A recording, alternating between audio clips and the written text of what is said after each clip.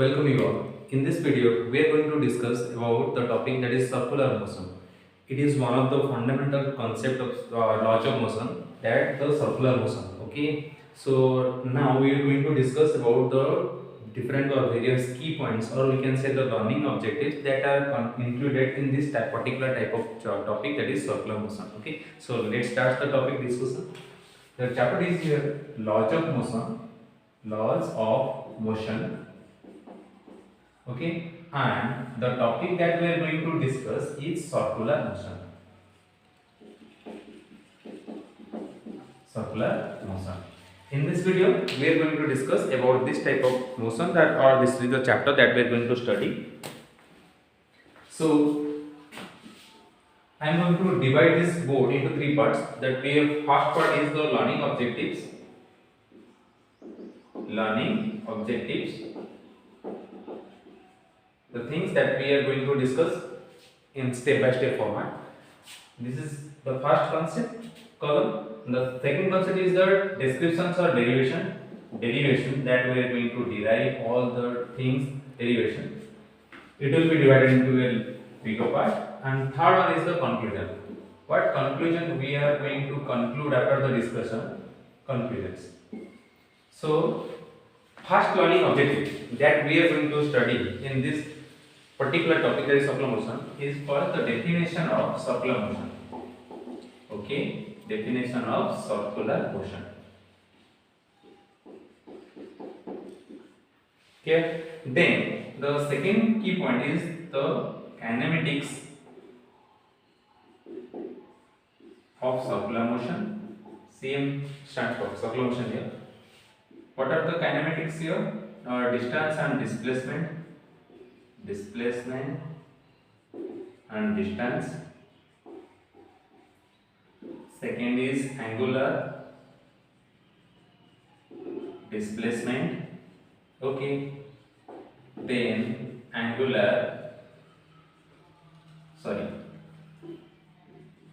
relationship between linear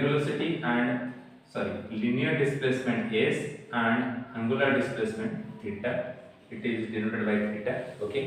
So third one is the angular velocity, that is represented by omega. Relationship between linear velocity v and angular velocity omega. Angular acceleration represented by alpha. Next is relationship between linear acceleration a and angular acceleration alpha. Then comes your dynamics of circular motion.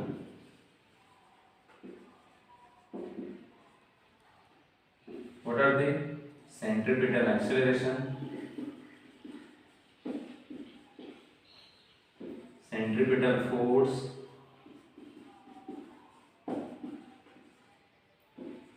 centrifugal force,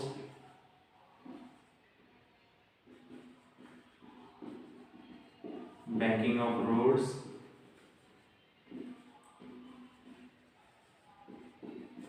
bending of cyclists, and lot more. So these are some of the learning objectives that we are going to learn in this particular circular motion chapter discussion. Okay. So first of all, let us discuss about the definition of circular motion. Before going to say about the anything about circular motion, I must say about the motion. What is motion? Okay. So motion is considered to be, a body is said to be in motion if it changes its position with respect to time and surrounding. The very basic definition of motion is that if an object is changing its position with respect to time and surrounding, then that object will be said to be in motion. If it is not doing that, then the object will be said to be at rest. Similarly, there are various types of motions are there, like one dimensional motion or linear motion, two dimensional or planar motion, and three dimensional motion or motion in space. So the circular motion, particular circular motion, is one of the example of planar motion or two dimensional motion, that is motion in a plane. Okay, when an object is moving in constituting circular motion, then the two of the three coordinate, that is either x y or y z or z x, they will be sufficient to describe such type of motion. Okay, so let me define what is circular motion. So first of all, the definition of circular motion. First point, the definition of circular motion. Definition. Okay, how to define what will be the definition of circular motion? Now, circular motion is when an object moves in a plane in such a manner that its position from a fixed point remains constant always, then its motion is said to be circular motion. Okay, so I hope you are getting all this definition. That is, when an object moves in a plane in such a manner that its position will remain constant from a fixed point, then its motion will be called a circular motion. Okay, circular motion. So let's draw the figure how to visualize the circular motion actually.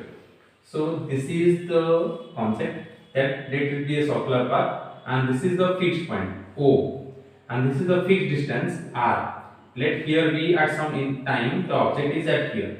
So let the object is moving either anti-clockwise or clockwise, whatever may the sense of motion, doesn't matter. Now the object is at some time, certain time is at this point. Okay, from the position of this object from the fixed point O is R, and it will remain this R throughout this path. If the object is moving like this or like this, wherever may be the position of the object, the distance between the object and the fixed point will remain constant always. That type of motion will be called as circular motion. This fixed point is called the center of the circle, and the fixed distance R is called radius of the circle or circular move path. Okay, so this is the basic idea about the definition of circular motion and the visualized picture of this motion. If an object is moving in a circular path, then at each and every position in the circular path, the object will be at a fixed distance from the fixed point called the center, and the fixed distance called the radius. Clear? So I hope you are getting this. Next, in our discussion, we are going to study about the kinematics of the center of circular motion. And what is that? Now, first of all, we are going to discuss about the distance and displacement of an object which is carrying out circular motion. Okay, so let's see that one. So what is that circular distance and displacement? First key point is distance. It will be written by D. Let we are representing it suppose by S. Let it be S. Okay, distance. Now consider what to do, how to find out the distance. Okay, so let us consider a body executing a circular motion. This, but the video is the diagram is not so perfect to the mark. But let us assume that one, it is the circular motion. Okay, so this is the center of the circle. Now suppose at some time, this point will be A. At some time t equal to 0, the object is at point A at a distance with a position vector r1 from the fixed point O. At some later time, let the object is at here B point at time t equal to t, and this is suppose this is the sense of or motion of the body, anti-clockwise it is moving. So if I join a straight line from A to B, that will be the displacement. This will be the displacement delta r, and this arc AB will be the distance moved by the particle in the time interval t minus 0 s. Okay, this r will be the distance traveled, and this straight line distance between A and B will be the displacement. So our intention is to find out the distance and displacement related to a circular motion. Clear? So how to do that? So let us find the first of all the distance. What is the distance? Now it is the distance. It is the path covered. It is the path covered by the object moving in a circular path in a certain time interval. It is the path covered by an object moving in a circular path. Moving in a circular path in certain time. In this particular case, the distance S is equal to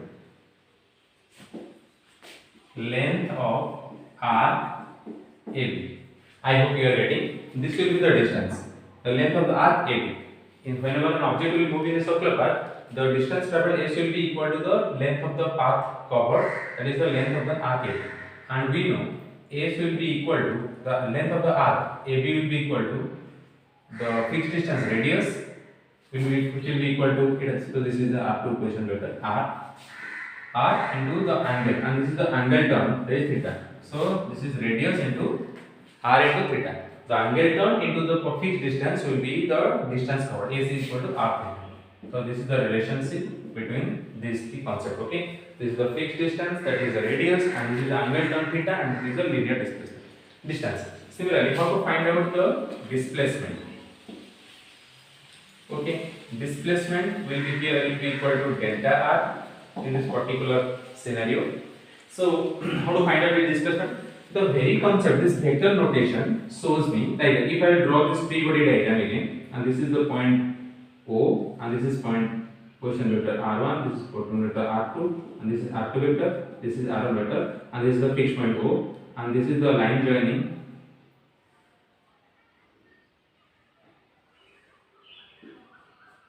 This point is A and this point is B. This is delta. I hope you are getting this, and this is the angle theta. So from this vector notation, this one delta will be as R1 and delta R are in same order and R2 is in opposite order. So delta R will come out to be delta R, displacement, the straight line distance between the position of the two object within the certain given time interval.